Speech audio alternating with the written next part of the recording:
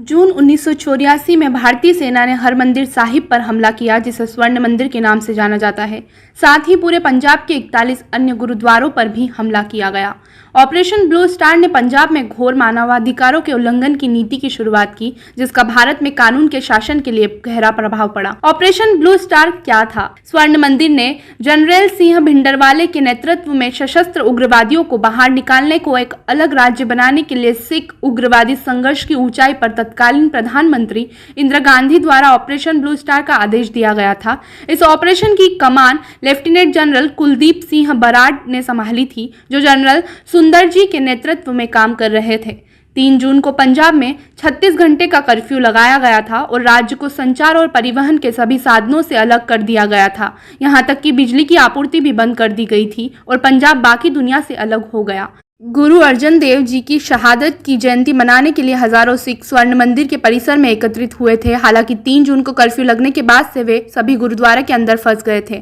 Operation blue star general Singh Bhindranwale और उनके समर्थकों को खत्म करने के लिए शुरू किया गया था, जिन्होंने अमृतसर हरमंदिर साहिब परिसर में कवर मांगा था। कुलदीप सिंह बराड़ की कमान में भारतीय सेना ने 5 जून की रात को हरमंदिर साहिब पर धावा बोल दिया। 7 जून की सुबह तक सेना ने हरमंदिर साहिब पर पूर्ण नियंत्रण कर लिया। ऑपरेशन में सिख नेता भिंडरवाले और शावेक सिंह मारे गए। अकाल तख्त की खिड़कियों और मेहराबों में बालू की बोरियों और ईंटों से बंदूक रखने की जगह थी। यहाँ और आसपास की इमारतों से विद्रोही गुरुद्वारे के सामने आने वाले किसी भी कमांडो पर गोली चलाने में सक्षम थे। आधी रात के बाद 6 जून को हॉस्टल की ओर से परिक्रमा की ओर जाने वाली सीढ़ियों को तोड़ने के लिए टैंकों का इस्तेमाल किया गया और 8 पहियों वाला पोलिश निर्मित बख्तरबंद कार्मिक वाहक अकाल तख्त की ओर बढ़ा। अब हम बात करेंगे ऑपरेशन ब्लू स्टार के कुछ परिणाम की। अपने सबसे पवित्र स्थान पर हमले को लेकर भारत और विदेशों में सिख समुदाय के बीच बहुत पीड़ा थी। ऑपरेशन के समय पर भी सवाल उठाया गया था, क्योंकि 3 जून 1984 को सिख गुरु अर्जन सिंह का शहादत दिवस था और इसलिए मंदिर परिसर के अंदर बड़ी संख्या में भक्त मौजूद थे। अक्टूबर 1984 में ऑपरेशन का बदला लेने के लिए इंदिरा गांधी की उनके ही सिख अंगरक्षकों द्वारा हत्या कर दी गई।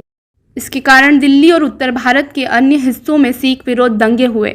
1986 में इस ऑपरेशन के समय सेना अध्यक्ष जनरल A.S. वेद की सिख उग्रवादियों द्वारा बदला लेने के लिए हत्या कर दी गई थी।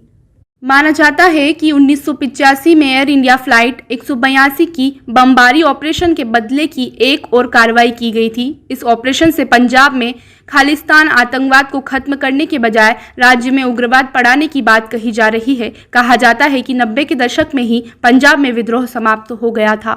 ऐसी ही और वीडियोस देखने के लिए चैनल को सब्सक्राइब करना न भूलें।